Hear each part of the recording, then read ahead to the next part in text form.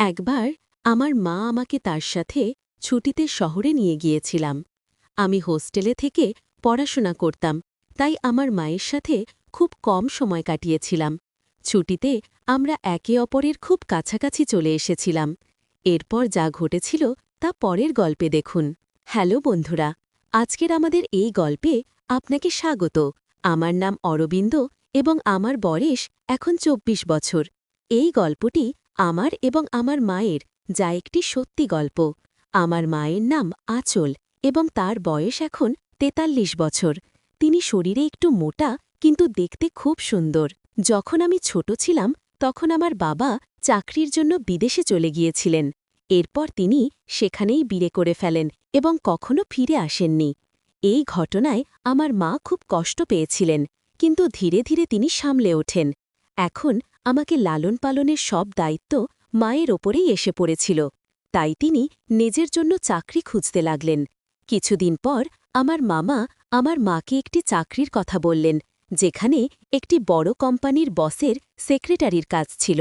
প্রথমে মা মানা করলেন, কিন্তু মজবুরি ছিল, তাই মা রাজি হয়ে গেলেন এবং চাকরি জয়েন করে নিলেন। এখন এতে একমাত্র সমস্যা ছিল যে সেক্রেটারি হওয়ার কারণে মাকে সবসময় বসের সাথে আন্তর্জাতিক সফরেও যেতে হতো, আর আমি তখনও ছোট ছিলাম। যখন মা আন্তর্জাতিক সফরে যেতেন তখন আমাকে সবসময় আত্মীয়স্বজনের বাড়িতে রেখে যেতেন। আমি শেষ পর্যন্ত বাড়ির চেয়ে বেশি সময় আত্মীয়স্বজনের সাথেই কাটিয়েছি। যখন তিনি ছোট ভ্রমণে যেতেন তখনও আমাকে আমার নানির বাড়িতে রেখে যেতেন। কিছুদিন পর আমাকে বোর্ডিং স্কুলে পাঠিয়ে দেওয়া হলো এবং আমি সেখানেই হোস্টেলে থাকতে লাগলাম। যখন আমি কলেজে এলাম তখনও আমি ডরমিটরিতে থাকতাম।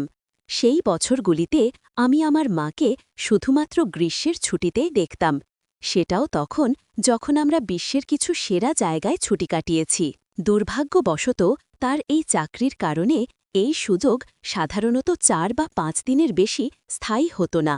গ্র্যাজুয়েশনের পর আমি গ্রীষ্মে কিছু মহিলা বন্ধুদের সাথে ডেটিং করে নিজেকে ব্যস্ত রাখার পরিকল্পনা করলাম, কিন্তু ঠিক সেই দিনেই মায়ের ফোন এলো এবং তিনি বললেন, অরবিন্দ, আমি গোয়ায় আমাদের ছুটির জন্য সমুদ্রের পাশে একটি জনপ্রিয় রিসর্ট বুক করে ফেলেছি এবং আমাদের ২ দিন পর বেরোতে হবে। এটা শুনে আমার মন খারাপ হয়ে গেল, কারণ মা আমার সাথে না জিজ্ঞাসা করেই সব বুক করে ফেলেছিলেন। আমার তো তৈরি পরিকল্পনা নষ্ট হয়ে গেল, কিন্তু একটা খুশিও ছিল যে অনেক দিন পর মায়ের সাথে সময় কাটানোর সুযোগ পাওয়া গেছে।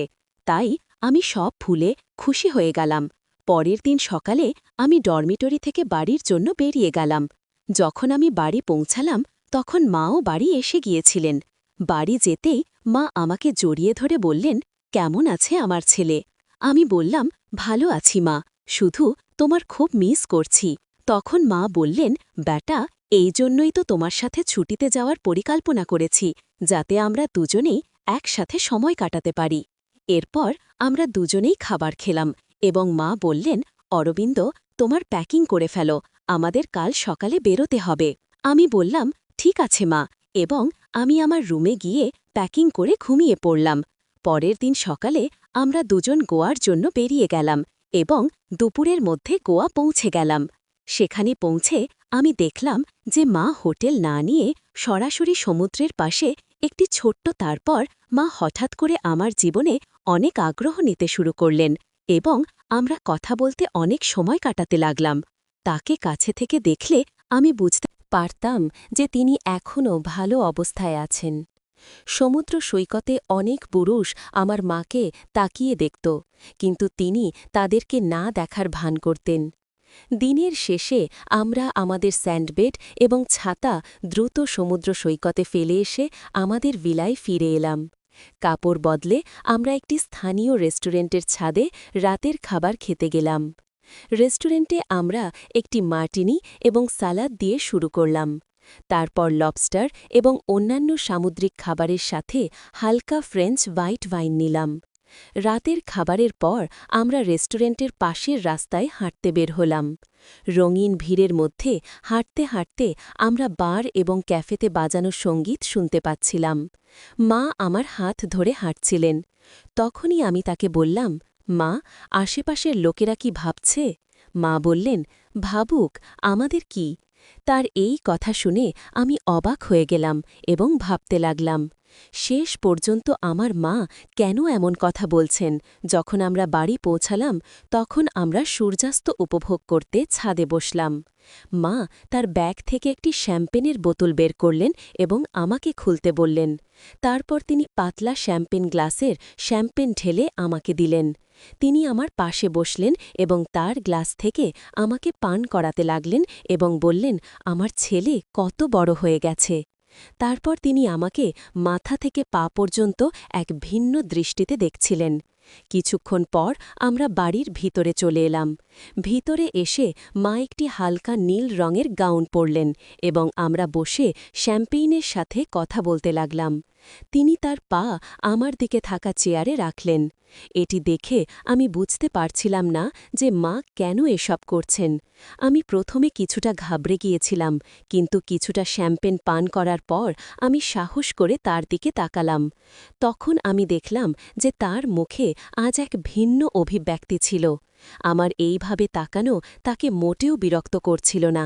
তিনি হাসতে হাসতে জিজ্ঞাসা করলেন, বেটা, আমি কি তোমার ভালো লাগে? আমি বললাম, হ্যাঁ মা, খুব। কিছুক্ষণ পর আমরা দুজনেই বেডরুমে চলে গেলাম, যেখানে আমি আমার মায়ের অনুরোধে কিছু সুগন্ধি মোমবাতি জ্বালালাম। আমাদের বেডরুমে ধীরে ধীরে ইংরেজি সঙ্গীত বাজছিল। আমরা বেশ মাতালো হয়ে গিয়েছিলাম, কারণ আমরা অনেক শ্যাম্পেন পান করেছিলাম। আমরা বিছানায় শুয়েছিলাম, তখন মা বললেন, আজ আমি অনেক রোদ পেয়েছি, তুমি কি আমার পিঠে লোশন লাগিয়ে দেবে? আমি বললাম, হ্যাঁ মা, অবশ্যই। তিনি আমার সামনে তার পা রাখলেন এবং আমি হাতে লোশন নিয়ে তার পায়ে লাগাতে লাগলাম। তখন তিনি কোনো দ্বিধা ছাড়াই আমাকে জিজ্ঞাসা করলেন, বেটা, বলো তো আমার সম্পর্কে তোমার কি মনে হয়? আমার মুখ থেকে হঠাৎ উত্তর বেরিয়ে এলো, অসাধারণ। তখন মা আমার দিকে তাকিয়ে বললেন, বেটা, আমি এতদিন তোমাকে নিজের থেকে দূরে রেখেছি। এ ব্যাপারে তোমার কি মনে হয় আমি কেমন মা? তখন হঠাৎ আমার মনে হলো যে আমরা আমাদের জীবনে এত কম সময় একসাথে কাটিয়েছি। ছোটবেলা থেকে মায়ের কথা মনে করার সমস্ত অনুভূতি আমার স্মৃতিতে ভেসে উঠল। আমার চোখ থেকে অশ্রুর ধারা বয়ে পড়তে লাগল। হঠাৎ মা আমার দিকে তাকালেন এবং তিনি লিকার উঠে এসে আমাকে জড়িয়ে ধরে বললেন, আমাকে মাফ করে দিও বেটা, আমি খুব খারাপ মা। আমি চাকরির চক্করে আজ পর্যন্ত আমার ছেলেকে নিজের থেকে দূরে রেখেছি। তুমি চাইলে আমাকে কোনো শাস্তি দিতে পারো, আমি মানি। মা বললেন, আমি বুঝতে পারছি বেটা, তোমার কি কষ্ট হয়েছে, কিন্তু এখন আমি প্রতিজ্ঞা করছি আজকের পর কখনো তোমাকে আমার থেকে দূরে রাখব না, এমনকি যদি আমাকে চাকরি ছাড়তে হয়। এটি শুনে আমি খুব খুশি হলাম। কিন্তু এখন যখন আমার ভাইয়ের উপর বিশ্বাস জন্মালো, তখন ভাবলাম সে অন্য কারোর চেয়ে ভালো। যাই হোক, আমি একবার আমার ভাইকে পরীক্ষা করে দেখতে পারি। এই গল্প শুরু হয়েছিল যখন আমি বিধবা হলাম। আমার স্বামীর পরিবার আমার সাথে থাকত না, কারণ আমি লাভ ম্যারেজ করেছিলাম এবং তারা আমাদের ভালোবাসা মেনে নেয়নি। আমার মা আমার ভালোবাসার পক্ষে ছিলেন, তাই তার সম্মতিতে আমি বিয়ে করেছিলাম। আমার স্বামী আমাকে পুনে নিয়ে এলেন, যেখানে আমরা সুখে থাকতে শুরু করলাম, কিন্তু আমাদের সংসার মাত্র 4 বছর স্থায়ী ছিল। এক রাত পার্টি থেকে ফেরার পথে আমাদের অ্যাক্সিডেন্ট হয়েছিল। আমি বেঁচে গেলাম, কিন্তু আমার স্বামী আমাকে ছেড়ে চলে গেলেন। তখন থেকে আমি তার স্মৃতির সাথে এই 2 রুমের বাসায় একা থাকছিলাম। যখন আমার স্বামীর মৃত্যুর খবর পেলেন, তখন তিনি আমাকে সান্ত্বনা দিতে লাগলেন এবং বারবার বলতে লাগলেন যে তিনি আমার ভাই অর্জুনকে আমার সাথে থাকতে পাঠাবেন। তিনি বলতেন, রাধিকা, তুমি কতদিন একা থাকবে? লোকজন নানা কথা বলে। আমি বলতাম, মা, আমাকে একা থাকতে দাও, আমি খুশি আছি। কিন্তু মা বলতেন, না, বিয়ে করে ফেল। আমি বলতাম, মা, একদম বিয়ে করব না। তখন মা বললেন, ঠিক আছে, তাহলে অর্জুন তোমার সাথে থাকবে। আমি বললাম, ঠিক আছে, ভাইকে পাঠিয়ে দাও, কিন্তু বিয়ের জন্য আবার চাপ দিও না। এরপর অর্জুন আমার সাথে থাকতে চলে এলো। আমি অর্জুনের জন্য আলাদা একটা রুম তৈরি করেছিলাম, যেখানে একটা কম্পিউটার রেখেছিলাম, যাতে সে পড়াশোনা করতে পারে। আমি তাকে বললাম, অর্জুন, তুমি এখানে থাকো, কিন্তু তুমি যা কিছু দেখবে বা শুনবে তার কথা কখনো উল্লেখ করবে না। সে জিজ্ঞেস করল, দিদি, তোমার মানে কি? আমি বললাম, ঠিক যেটা বললাম, তুমি পড়াশোনা করো, বাকি বিষয়গুলো নিয়ে মাথা ঘামাবে না। সে আমার কথা বুঝতে পারেনি, কিন্তু আমি ভাবলাম এখন আমাকে সতর্ক থাকতে হবে। তবুও কিছু জিনিস লুকানো যায়নি এবং ধীরে ধীরে সে আমার সম্পর্কে জানতে শুরু করল। আর এখন বর্তমান সময় ফিরে আসি। যখন আমি জুস আর মিষ্টি রেখে পেনড্রাইভে সিনেমা শুরু করলাম, তখন অর্জুন বিস্ফোক হয়ে গেল। আমি ইচ্ছে করেই এমন করেছিলাম। আমি জিজ্ঞেস করলাম, কি হয়েছে ভাই? সে কিছু বলেনি দিদি। আমি জিজ্ঞেস করলাম, ফিল্মটা কেমন লাগছে? সে বলল, দিদি, এটা কি চলছে? এটা তো বিরক্তিকর ফিল্ম। আমি বললাম, লজ্জা পাচ্ছ? যাই হোক, আমি তোমাকে গতকাল দেখে ফেলেছি। সে চমকে গেল এবং বলল, দেখে ফেলেছ মানে? আমি বললাম, হ্যাঁ, আমি তোমাকে বাথরুমের দরজার ভাগ থেকে উঁকি দিতে দেখেছি এবং কাঁচের দরজা দিয়ে তোমার ছায়াও দেখেছি। আমি তোমাকে আমার বেডরুমের সামনে দিয়ে যেতেও দেখেছি। সে বলল, হ্যাঁ, কিন্তু সেটা সংযোগে হয়েছিল দিদি। আমি বললাম, মিথ্যা বলো না, না হলে আমি রাগ করব। সত্য বলো। যদি সত্য বলো, তাহলে আজকের রাত তোমার জীবনের সবচেয়ে স্মরণীয় রাত হবে। সে সাহস করে বলল, হ্যাঁ দিদি, আমি আপনাকে দেখেছি। আমি জিজ্ঞেস করলাম, তুমি এমন কেন করলে? সে বলল, দিদি, আমি গত রাতে আপনাকে দেখেছি এবং শুনেছি যখন আপনি আপনার রুমে ছিলেন। আপনার আওয়াজ অনিচ্ছাকৃতভাবে বের হলে আমি আপনার রুমের দিকে গেলাম, কিন্তু যা দেখলাম তা আমাকে অস্থির করে দিয়েছে। আমি জিজ্ঞেস করলাম, কি দেখলে? সে বলল, বস, এতটুকুই দিদি। আমি বললাম, ঠিক আছে, এখন বলো তুমি কি চাও? সে বলল, কি মানে দিদি? আমি বললাম, ফিল্মে যা হচ্ছে তা তো দেখছই না? সে বলল, হ্যাঁ, এটা তো পাগল করে দেবে। আমি বললাম, কেন পাগল করে দেবে? সে বলল, দিদি, আমি যুবক, এমন জিনিস দেখলে কি হবে? আমি বললাম, কিছুই না, এবং অনেক কিছু। আজ আমি তোমাকে সেই অনুভূতি দেব যা তুমি আগে কখনো পাইনি। বন্ধুরা, সত্যি বলতে, না, তার বিশ্বাস হচ্ছে ছিল না আমার। আমি জানতাম না যে আমি এমন কিছু করতে পারি, কিন্তু সেই মুহূর্তটা খুব বিশেষ ছিল আমার। অনেক দিন হয়ে গিয়েছিল, তাই আমি সব ভুলে গিয়ে সেই মুহূর্তে হারিয়ে গেলাম। আমার ভাই অর্জুন এখন যুবক হয়ে গিয়েছিল। সে এমন ছিল যে কোনো নারী তাকে পছন্দ করতে পারত। সে সব জানত, কিন্তু আমাকে একটু ভয় পেত। যখন আমি ফিল্মের হিরোইনের মতো তার সামনে এলাম, তার সাহস বেড়ে গেল। তারপর আমরা সেই রাতে একে অপরের মধ্যে হারিয়ে গেলাম।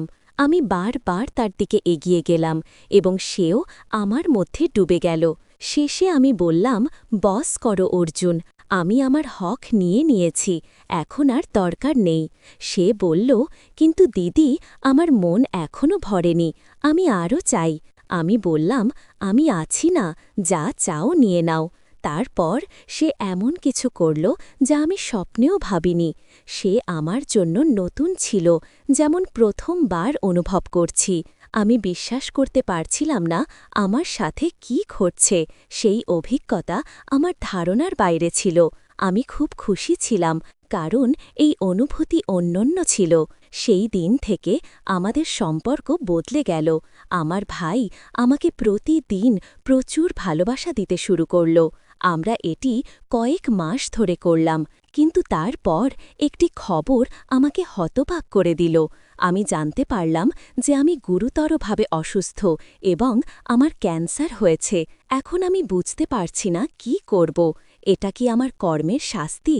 আমি আপনাদের সাথে আমার গল্প শেয়ার করছি, যাতে আপনারা আমাকে পরামর্শ দেন। আমি জানি আপনারা বলবেন যে এটা আমার কর্মের ফল, কিন্তু আমি চাই আপনারা আমার অনুভূতি বুঝুন। আমার জায়গায় নিজেকে রেখে দেখুন এবং তারপরও পরামর্শ দিন।